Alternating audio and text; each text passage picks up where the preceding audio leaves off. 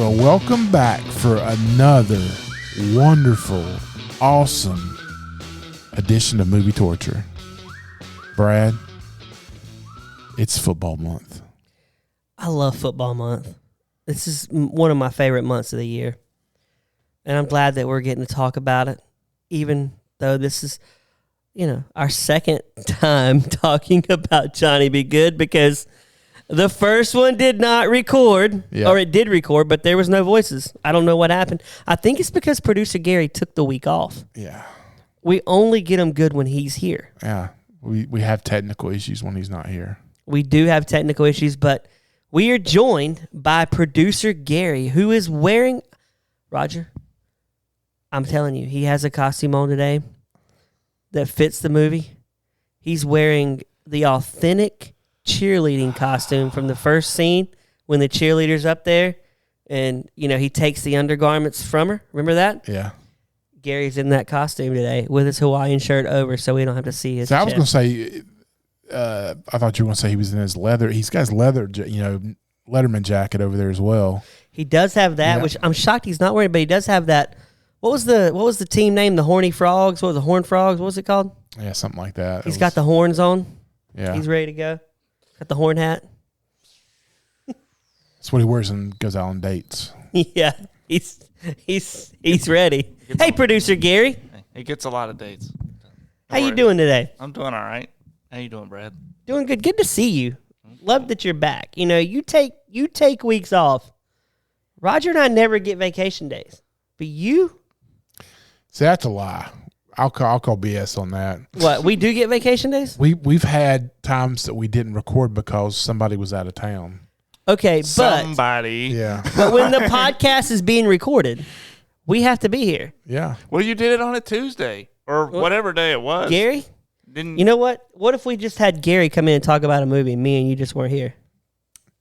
Or we'd have him talk about it and we produce, Oh, producer Roger, producer Brad? Yeah. Maybe my dad would like us more if we were producers and Gary was... We wore the Hawaiian shirts. Oh, I'm going to get me a Hawaiian shirt. So we're all going to come up here with Hawaiian shirts. We're all going to sit at the producer stand and wonder who's going to actually do talking.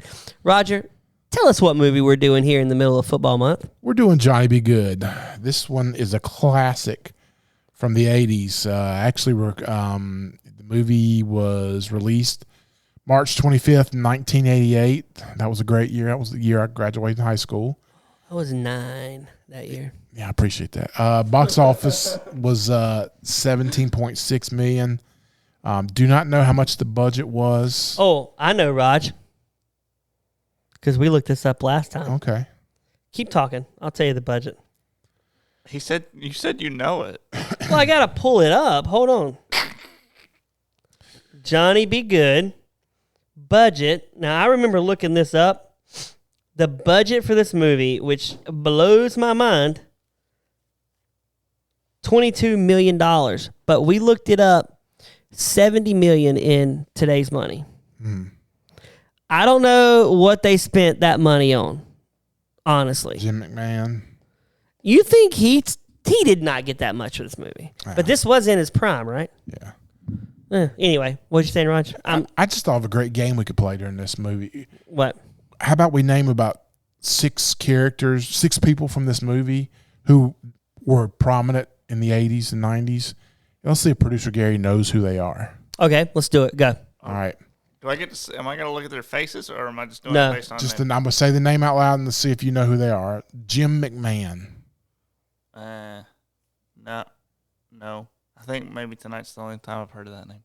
Maybe. He was a quarterback for the Chicago Bears in the 80s. I'm sad. All right. You want to throw out one of the other ones, Brad? Or you may just keep going? You keep going.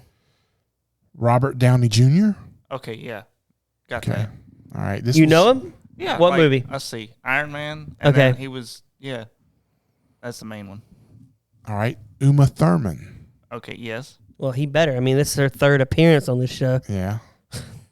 Anthony Michael Hall. I know the name, but I couldn't tell you what it looked like. Oh, my gosh. And Howard Cosell. Do what? Howard Cosell. No, but the way you said it sounds like... I'm sad at this. It makes us feel old. He was a announcer during the 70s and 80s. That basically it announced all the Muhammad Ali fights, Monday Night Football. When did he die? I want to say it was sometime in probably the 90s. 1995. Yeah. He was only 77 when he died. He looked older. Yeah, he had drank a lot of alcohol and smoked a lot of cigars. So, anything else about this, Raj? No, I just thought that would be. I was just curious how many 80s celebrities producer Gary would know. So not many. He wasn't born until 99.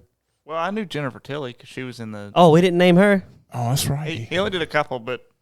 Yeah, if it was a horror movie character, then yeah, Gary, he probably knows her from Chucky. Yeah. I knew that was it. I know Gary. Anything else? So this was a football movie from the 80s. If you want to call it that, yes. Yeah.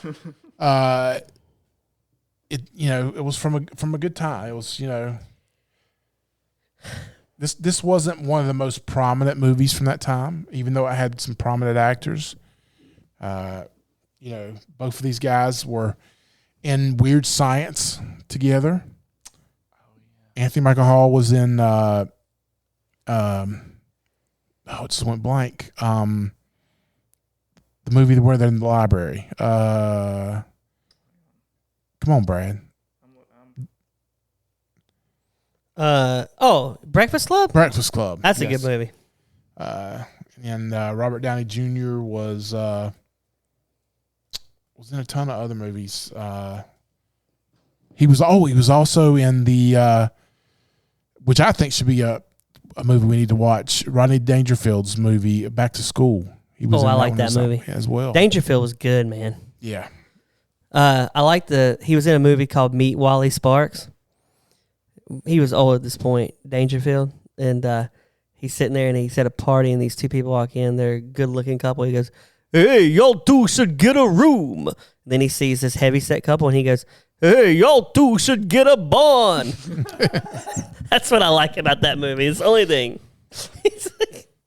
He's so mean. He was way before his time. He was. He would be canceled today, right? Oh yeah. Wait. Oh yeah. Like he would definitely be canceled. Oh yeah. Wait, who would? Rodney Dangerfield. Like he would be too offensive for. Well, I think he could be a comedian, but I don't think he could do the same kind of humor like on TV and stuff like that. So like that comment there where he said, "Y'all two should get a bond." He couldn't say that now because you have to embrace heaviness now. Well, he wasn't like the skinniest guy. He wasn't, which made it. He was kind of skinnier. Well, I watch one of the most prominent podcasts. It's humorous, and they hold nothing back. I mean, like the Austin, Texas comedy scene right now is pretty much unfiltered. Like you can say anything you want to about anybody, and you don't get jacked up about it. Producer Gary and I were just in Austin a few months ago together. It was a good time. One of my favorite stories. It was fun. Us in Austin? Flying back or flying there. One of the two were. Oh, where he you were his wingman. I was Gary's wingman. Yes. With the lady that couldn't speak English. Yes.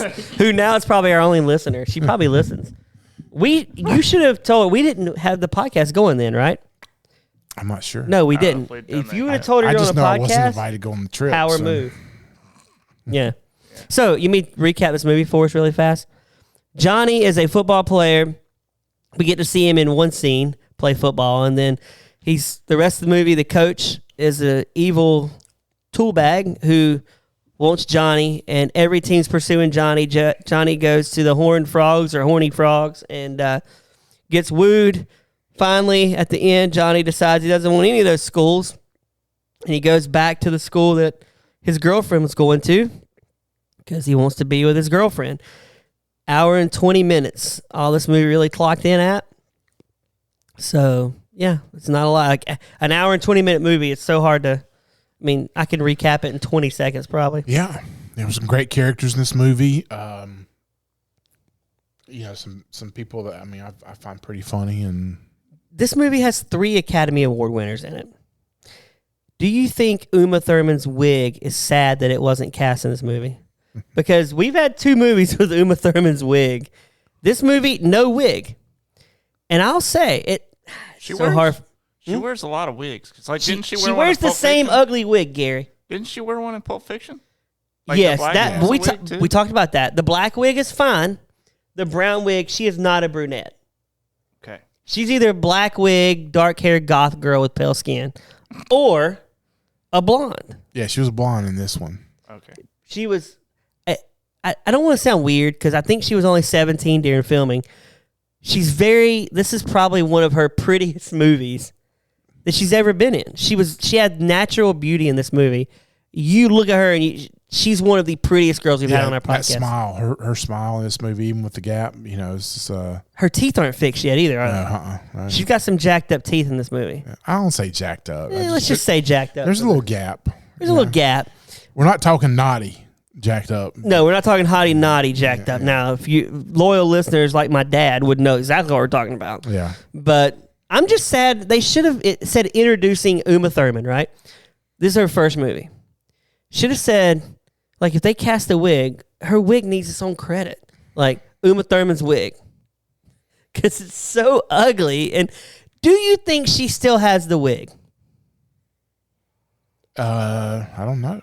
Maybe in a closet someplace. I love how we're talking about her Batman and Robin wig, her Super Ex-Girlfriend wig. She's our first 3-timer, too, which is shocking. Roger, if I came to you and said, who's going to be our first 3-timer? I bet you'd never said Uma Thurman. No. I can't even think of a movie I've seen her in recently is she even in movies anymore? Producer Gary, Uma Thurman's last movie. Looks like she was in a couple this year. The Kill Room, and Red, White, and Royal Blue.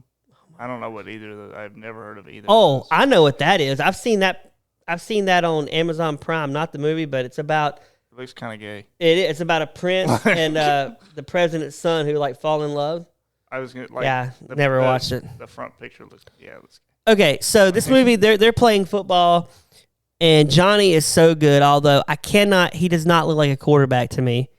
And he's so good. RDJ is on the sidelines. They're smoking him. And RDJ's like, can I go in? Coach is like, nah. Like, I would be so frustrated if we're up by 50 and I can't even get a snap. Wouldn't that bother you? Yeah. Yeah. That coach was pretty much, wanted to blow everybody out. And I like, Jerk. has there ever been a quarterback go, let's lose 5 yards on this play? Because Johnny did that. Like, Johnny, kind of a tool bag, right? I think like the Rudy movie where Vince Vaughn, throws the pass to score, even though the coach wanted him to take a knee, so that Rudy could get into the game. I think that's kind of along those lines. Yeah, I guess that.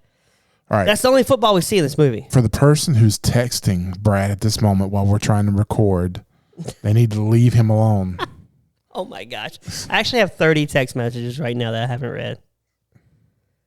I don't know why. I mean, look, Roger, you can see. What was that? It's 30 text messages. Yeah. Most of them are me and Jonathan. No.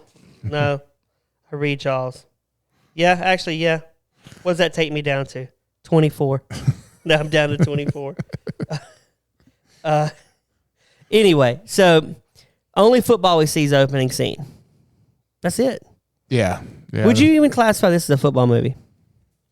No, this is probably more about recruiting than it was, than it was actually football. So, I got to chat with Jake Plummer, and I asked him. That would be podcast number 2 that Brad has name dropped. Jake Plummer. Yes. Well, we're in football month. Yeah. And I asked him, have you ever seen Johnny Be Good? He said, it's been a long time. And I'm like, yeah, it's been a long time. And I said, were you recruited like Johnny? And he said, I did go to bars. I did get some drinks. And I did go to establishments where ladies take their clothes off. So, yes, he was recruited like Johnny. We're watching real life recruitment. Yeah. Are you speechless, Roger? Like you're not even talking? Are you? No. I'm just kind of soaking that in. That this movie is a documentary. I'm just proud he took something that I would have found very hard to make a PG conversation, and he G'd it down. You know. He didn't G the whole conversation up. There was. Well, I'm just saying you did. Oh, I G'd it up. Yeah. He G'd it up too, though. But they could have called this movie "Jake Be Good." Jake the Snake Plumber. It took me a second. I don't know why. Recruit. Why? It's just late. You're tired. But anyway, so Johnny goes out with Uma Thurman in her non-wig. Her dad does not like Johnny. No, he's the police chief. Have you ever dated someone where they parents didn't like you? No, I don't think so, because I tend to do. Moms really love me, so. Are you like an Eddie Haskell? No, You smooth them, you smoosh talk them, and no. I just think Schmooze 'em? I'm just a generally nice guy. So my mother-in-law, she loves me. She'll take my side on stuff. Oh, that's the win. So awesome, so awesome. So when my wife makes fun of me or says something, she says, "Now you leave him alone." So. What about you, Gary? I don't know. Like in terms of dating, I don't think I've ever gotten past Through the door, like that initial meeting. You've of never the gotten parents. past the restraining order. Not, Brad. Not much past like meeting the parents, which is always really nerve wracking because meeting someone for the first time. But I think I do all right. I've never had anybody say their parents hated me or anything like that. I think I do okay. I had a girlfriend one time and dated her for about 3 years, a long time. And her parents didn't really care much for me, even though I was at their house every day. She told me that her mom told her, "You could do so much better than Brad. I want so much more for you in your life than him." Wow, that's a deep conversation. I know, and I was like, I think I'm a good guy. I think I have turned out to be a pretty decent man. Yeah. You turned out with a pretty decent wife too, I think. Oh, my wife is. You are married. My wife is the best, and my kids are awesome. Wouldn't trade them for the world. Maybe trade them for Jane Fonda and 80 for Brady. I'm just kidding, Kristen. I love you. But yeah, so that was pretty brutal. Yeah. Well, everything works out, I think. She said, I left this part out, but I'll throw it in there. She said, Brad is the type of guy that will be happy with you and him living in a trailer. Oof. And you need more than living in a trailer. Yeah. I don't think most guys are hard to please in terms of that. I'm pretty easy on. I think a lot of guys, maybe not a lot of guys, I don't know. But I don't know. I don't think we're hard to please. So I think for her to say that you're okay with that, it's like, well, we need to ask First Lady of Movie Torture Hannah, has there ever been one of her boyfriend's parents not like her? I think that's a good question for a woman. No, definitely. We're going to ask her that next time.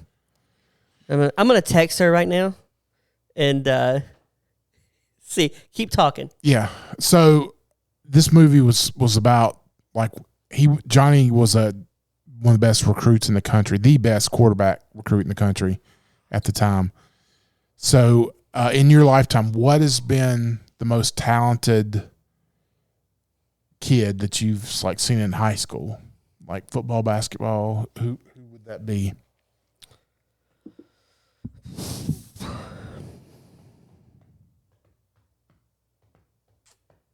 I don't know if I've. You mean like personally or just around? That you.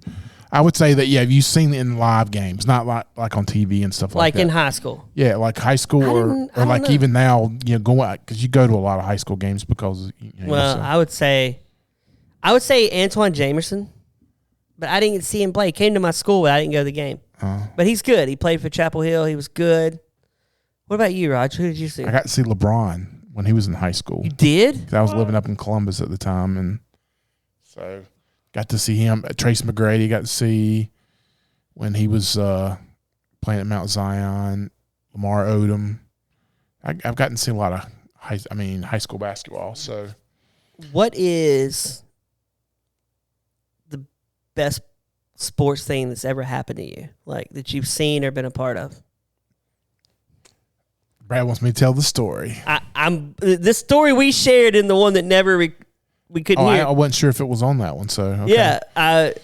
Let me go first because this is how we went last time. Yeah. For me, best sports ever that I've seen. My dad and I would go to Hornet games, and that I will always cherish the rest of my life. That was the best time I had with my dad is going to Hornet games. And we were at the game when Alonzo Mourning hit the game-winning shot to beat the Celtics to win their first ever playoff series. And it was the best. I wish I could go back. It was euphoric. Yeah. Me and my dad were high-fiving. I remember that game. There was a girl beside me, and I high-fived her and kissed her on the lips, and she kissed me back, and it was just awesome. She was 25, really? I was 14. Okay, there we go. There it is. I was like, wait a minute. I had Gary for a minute. I was reeling him in. No, that didn't happen. No. I believe the high five. Yeah. No, there wasn't. You didn't get the high five from her? I don't even think I got the high five. You ever do the high five and people leave you hanging? Oh, yeah. That's the worst feeling. Yeah. Don't leave me hanging when I do the high five or the fist bump. You got to be good. You go up, and if you don't get it, just like, you got to go down slow, you know. So my favorite, my best moment was when I was about 12 years old. I was at a basketball camp here in the Charlotte area, Brian Adrian's basketball camp. It was my first year going to camp, at least going, staying overnight. And Michael Jordan came in to speak. It was the summer after they won the national championship when he was playing college ball for the Tar Heels. And he came in, did some dunks, gave us a little motivational speech. I answered some questions. And then Brian Adrian asked him to coach my team because our coach the night before had turned his ankle and had to leave, or maybe broke his ankle. Did you break his ankle for him? Yeah, you thought so. But so we needed a coach. And so he coached us at some point in the game. I was sitting beside him. This is a mind-blowing story. Did you have your red hair? Yes, I did. I had the mop, yes. So I'm sitting beside, it was kind of like rec ball where, you have to sit one of the four quarters. And so I'm sitting beside him. I said, hey, at the end of the game before winning, can I run four corners? And he's like, yeah, that's cool, which was kind of an offense, a stall offense that the Tar Heels ran. And so that was really cool, looking up, holding the four in the air, and Jordan's on the side laughing, and I'm running the four corners and taking it to the hoop or passing it off to guys. It was real fun. That was real fun. I actually had a newspaper, that he autographed, and I lost it. I can't find it, but this almost sounds too good to be true. It's a true story. I am amazed. The fact that you guys autographed and lost it is the saddest part of this whole story. Sad, but what do you think you would have? Would it be in a frame at this point for you? Oh, heck yeah. Heck yeah. Greatest basketball player of all time coached you in a game. Yeah. Let you run four corners. Did the number 4. Yeah. You just topped my story, Roger. What would have been awesome? I mean, had there been cell phones back in that day, I mean, just that, get a picture selfie with them, that would have helped your cred, your street cred, right? It would have, yeah, definitely so. What's the best autograph you ever got? You can't count Jordan because you lost it. That's a good question. I mean, it's been so long since I got one. What about you? I used to get them all the time at Hornet games. So after the game, my dad and I would go to where they parked, and we'd sit there, and they'd come up and sign autographs. I think the best one was not in the parking lot, though. It was actually going to the locker room, David Robinson. I think that's my favorite autograph because, he's the Admiral. He's a Hall of Famer. Larry Johnson, of course, got that a couple times. My favorite Hornet of all time is Larry Johnson. Got Alonzo Mourning.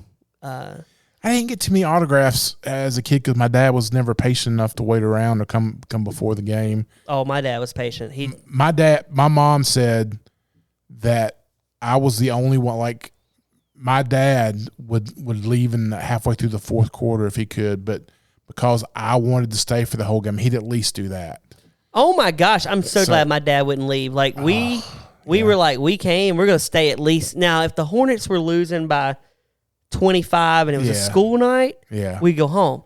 But if it's a Friday night, me and him are sitting there. Yeah, we know we're staying after the game to watch the post game stuff, and then we're gonna go back out to the parking lot where they park. We would probably stay till 10:30. It was great. Oh my gosh. Kids today will never know that experience. No. Never. Because kids, it's back then it wasn't like a Instagram world. So these players, it was nice. Like they didn't live on their phone. No. So they'd come out, J.R. Reed, remember him, Tario? Yeah. He'd come out of the game with a whole 6-pack of like Budweiser. Like you're like, this guy, and you got to see their cars, what kind of cars they drove. There was a Hornet, Steve Scheffler. You remember this guy? Oh yeah, big center from Purdue. Big center from Purdue. His car, I'll never forget it, was a rabbit. He's like 7'2". Yeah. And he's getting into a rabbit. I'm like, he didn't care about his car. I would love to talk to that guy today. It's probably because he wasn't making top dollar. Oh, but back then, minimum was probably still $200,000 or $300,000. I think it was 125 back in those days. Oh yeah, $125,000 in 91 money. Yeah, is probably $300,000. Yeah, and that's enough to buy you a Honda.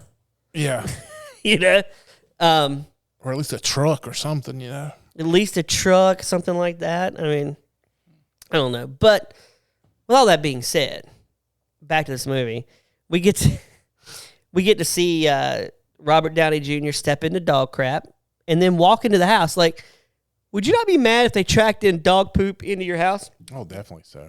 Definitely. Who's cleaning that up?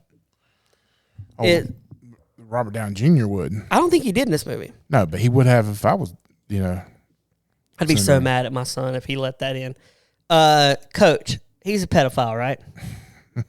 I mean, he's trending. I know I have the mustache right now. Roger's looking at my mustache as I bring up the word pedophile. Roger's looking at my mustache, which is weird to me because it's not. It's in style. Yeah. Even though Hannah said, I think in our last podcast, I shouldn't get a mustache. Yeah. I went against Hannah's words, but I think Gary should go for no shave November and try to see if he can grow one out. I don't think he can. He's got like 5 hairs. I'm not there yet. I shaved it. Gosh, Brad. I want Gary to just get a fake mustache so me and him can both be mustaching together. Okay, so Coach has a basement. I like to call it like his Hannibal Lecter basement. He's got a boy locked up in there somewhere, right? Because he comes. And second, he was out in public. He has like his little bar set up there, right inside, the side room. This he's serving fish sticks and salmon. Salmon patties. Salmon patties. Roger, if I came to your house and you said, "Thanks for coming, Brad. I got you fish sticks and salmon patties," I'd be like, "Listen here, Roger. I'm not eating that crap. Why are you trying to serve it to me?" I don't eat fish sticks and I think that's patties. insulting. I think it shows you don't care. Growing up, I ate fish sticks and I ate salmon patties at my house. But if I'm bringing you over to my house, I'm at least serving you chicken. At least chicken. At least chicken patties. I'd make a really good quesadilla for you. Something. What is this coach thinking? He's got Jennifer Tilly, which he's outkicked his coverage with her. I don't see her being a cook very much. A cook. So. She doesn't have to be a cook, but good Lord, order pizzas. Yeah. Like you could call Domino's, right? The boys took care of that for him when they delivered 120. Oh, that was hilarious. Yeah. He deserved that though. He deserved it. Now, the Hare Krishnas showed up too. Who? The Hare Krishnas showed up. Oh, that was funny. That took me back to Airplane. Yeah. Yeah, I love Airplane. You ever seen Airplane, Gary? I don't think so. Not Airplane, the movie Airplane. Oh gosh, you got to watch Airplane, Gary. It's a classic movie. Yeah. Okay, he goes to the Horny Frogs. Is it Horny Frog? Is it Horny Frogs? It was Horny Toads. Horny Toads. But they got the horns. Now, is the airplane aerodynamic with the horn? I've never seen anything stick out of an airplane like that. I think when it's down the ground, it's straight up. But as it goes into the air, it kind of turns, or front maybe to the front. What would you do? He gets there, he's partying. That dude's wife obviously into him, right? Mm-hmm. what would you do if, that guy catches his wife with Johnny on the scoreboard in the stadium? Like, marriage over, right? At that point. Oh, definitely so. Like, it's just like, okay, you obviously aren't into me. Like, what's going on here? I give Johnny props. He leaves. It would have been, but I don't think that time was ready for him to say, his wife was taking one for the team. Oh my gosh, he almost had him, right? But we keep seeing this creepy dude taking photos of everything going on. The coach is working this deal to get Johnny to follow him. It's just a weird. You're just like. And the drum scene was weird to me. Remember that? He just sits there and drums and watches MTV. Yeah. Like, I think they just were like, movie guy was like, we need at least 80 minutes. We need 3 more minutes. We need 3 more minutes, so we're just going to have Johnny drum. I kept thinking, man, I wish I was listening to Van Halen's Hot for Teacher. Yeah. Because this is way better than what we're listening to here. It's like, and it was intense drumming. Then I was thinking I wouldn't want to be his neighbor. Because you're hearing it. Yeah. Anyway, anything else about this movie? We got this movie doesn't have a whole lot to really go. It's a very quick movie, but it's got great actors, great actresses in it. Coach is a creeper. Johnny comes to his senses, wants to be with Uma Thurman. Although I would imagine Johnny gets to college, he's ditching her, right? I would hope not. He's getting to college. He's like, you know what? I'm the star quarterback. I'm getting what I want. Well, they're going to school together. I think if he would have went away without her, oh yeah, he was cheating on her with her. What do you mean cheating on her? Wasn't he cheating on her? No. He was with with that guy's wife. Well, he was trying to get out of that situation. He did. I think he did, Raj. Because he was running away from. So you don't think he cheated on her? No. Okay. He did some questionable things, like the girl giving him the panties as he's walking off the football field. Yeah, that was questionable. My wife would not approve of that. Yeah, no. I'd be a dead man. Brad, you're dead. Brad, you're dead. That's what I would hear. Gary. Anything else about this movie, Raj? I guess we can go to the reviews. As it says here in Wikipedia, the film was a box office bomb. It received many negative reviews. A reviewer, Rotten Tomatoes, as of August 2022, said that it had a 0 rating based on 18 reviews, the average score of 3 out of 10.